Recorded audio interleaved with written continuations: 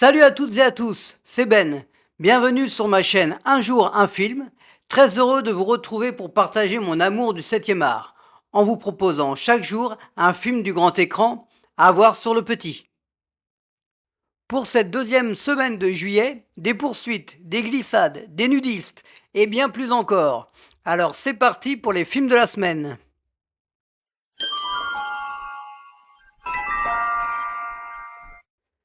French Connection est un film américain datant de 1971, réalisé par William Friedkin avec Gene Hackman et Fernando Rey. Gene Hackman interprète ici Popeye, à ne pas confondre avec le mangeur d'épinards ni le dragueur du Club Med, est un policier aux méthodes bien à lui. Accompagné de son acolyte Buddy, alias Roy Scheider, notre Brody des Dents de la Mer. Ils vont courir après des trafiquants de stupéfiants dans des poursuites haletantes, à pied, en métro, en voiture, dans Brooklyn. Une tension et un jeu d'acteurs efficace qui donnera un Oscar à Gene Hackman et d'autres statuettes pour ce film. Également celle du meilleur réalisateur à celui qui 2 ans plus tard va effrayer le monde entier avec son Exorciste. French Connection aura une suite, avec French Connection 2, toujours avec Gene Hackman, mais cette fois réalisé par John Frankenheimer. Dans le premier, il y avait quelques scènes à Marseille, là, ce sera la majorité, mais également à Paris. French Connection sur Arte à 20h55.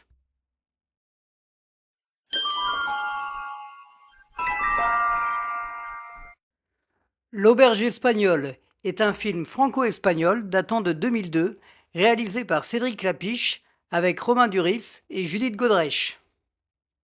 Le premier volet d'une trilogie savoureuse qui va nous faire voyager en Espagne, plus précisément à Barcelone. Avec une colocation entre français, anglais, italien, danois et allemand pour un mélange pétillant d'humour et d'amitié. Un vrai moment de fraîcheur de retrouver ces différents acteurs, dont Cécile de France, qui était au tout début de sa carrière et qui obtiendra pour son rôle d'Isabelle le César du meilleur espoir féminin en 2003.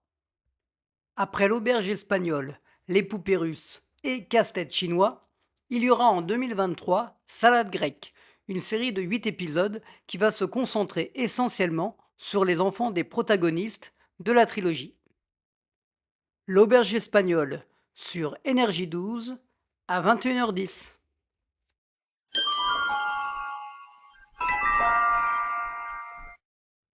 Moi, Tonya est un film américain datant de 2017, réalisé par Craig Gillespie avec Margot Robbie et Sebastian Stan. Loin de Barbie, Margot Robbie incarne avec détermination le rôle de la patineuse Tonya Harding, personnage sans filtre entre sa mère tyrannique et son mari violent. Elle donne tout ce qu'elle a pour vivre de sa passion du patin à glace. Le côté artistique du patinage est très bien représenté, avec des scènes qui virevoltent et cette histoire incroyable tirée d'un fait divers. Un point fort aussi de ce long métrage est la musique, avec une bande originale percutante et un plaisir d'entendre des groupes comme Dire Straits, ZZ Top ou Supertramp, entre autres. Ce fait divers datant de 1994 sera un point de non-retour pour cette patineuse qui fut la première américaine à faire le triple axel. Après cette affaire, boxeuses, vendeuses et soudeuses feront partie de ces reconversions. À l'époque, cette histoire marqua les esprits. On peut même retrouver l'ancienne patineuse croquée par les Simpsons dans le 4e épisode de la saison 11. Moi, Tonya, sur Arte, à 20h55.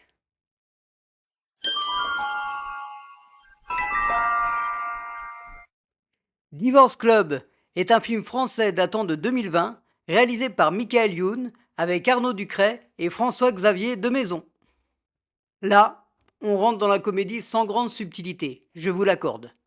Mais cette histoire autour du divorce de ce pauvre Ben trompé par sa femme et recueilli par un ancien ami est bien amenée.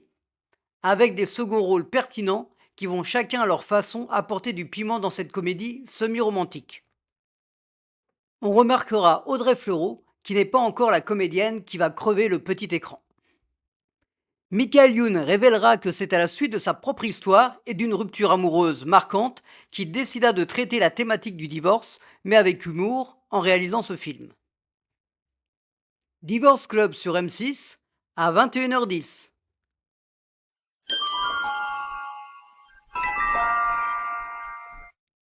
Le gendarme de Saint-Tropez est un film franco-italien datant de 1964 réalisé par Jean Giraud avec Louis de Funès et Michel Galabru. Un été sans gendarme de Saint-Tropez n'est pas vraiment un été. Quel bonheur de retrouver Ludovic Cruchot avec son képi, son sifflet et ses jumelles, entouré du lieutenant Gerbert et de son équipe pour démasquer les nudistes. Le premier épisode de cette saga fait toujours du bien. C'est frais, léger et permettra à Louis de Funès d'arriver au sommet du box-office. Il faut savoir qu'au départ, cela devait être Pierre Mondy qui devait jouer le rôle du lieutenant Gerbert. Mais étant déjà en contrat pour une pièce de théâtre, cède à sa place à Michel Galabru. Mais lui-même participera à une saga culte avec la 7e compagnie en interprétant le sergent-chef Chaudard, diffusé la semaine dernière, que vous pouvez retrouver sur ma vidéo du 1er au 7 juillet. Le gendarme de Saint-Tropez sur M6 à 21h10.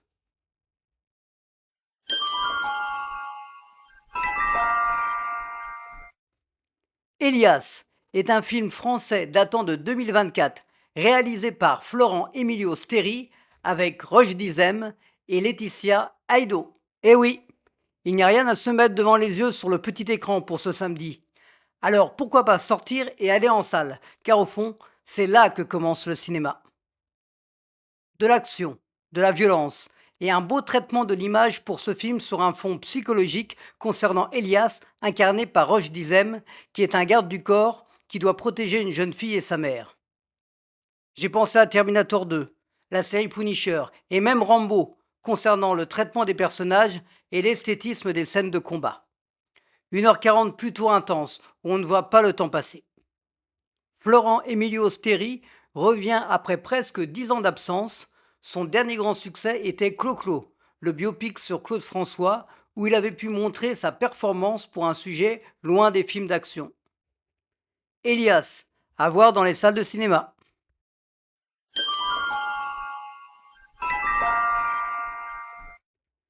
Working Girl est un film américain datant de 1988, réalisé par Mike Nichols, avec Melanie Griffiths et Harrison Ford.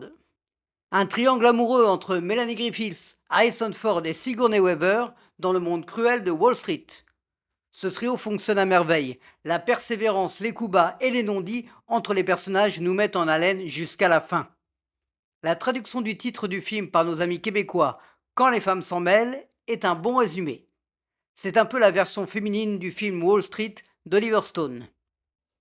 Melanie Griffiths révéla des années plus tard, à la mort du réalisateur, qu'elle était sous l'emprise de la drogue durant le tournage et qu'il a fallu gérer la situation afin de garder son rôle de Tess McGill. Working Girl sur Arte à 21h.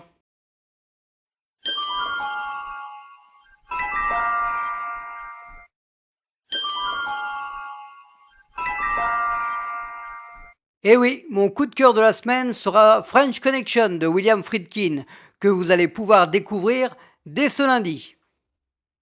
Voilà, c'est tout pour cette semaine. Alors j'espère que cette sélection vous a plu et n'hésitez pas à vous abonner, à liker, à commenter, à partager. Et en tout cas, je vous dis à la semaine prochaine.